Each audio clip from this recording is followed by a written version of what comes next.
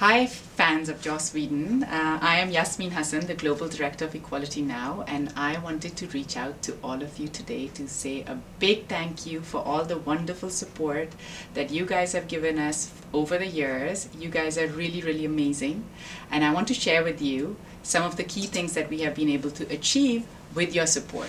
Firstly, in Brazil, we were able to take on the case of indigenous Brazilian girls who were exploited by sex tourists from the US who came there on fishing tours on the Amazon.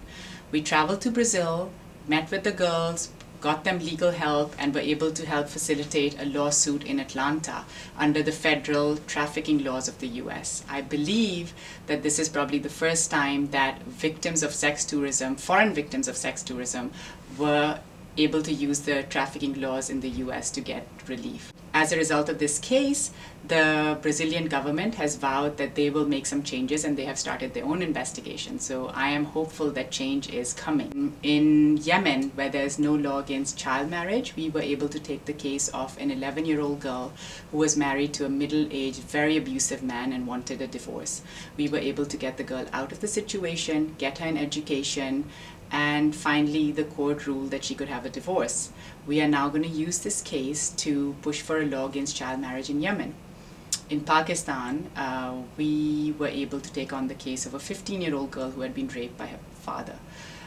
Incest cases are difficult everywhere, but in Pakistan there is no penalty under the law for incest. So against all odds, we were able to go help the victim, give her courage to proceed with the case, and we were able to get the highest penalty under the law. We are now going to use that case to try to push the Pakistan government to have a specific provision of incest in the law.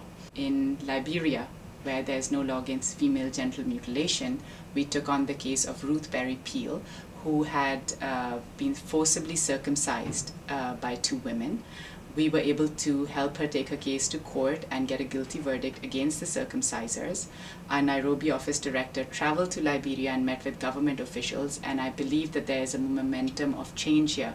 We are hoping to get a law against female genital mutilation and ban secret societies, which are very politically powerful groups that conduct the circumcisions.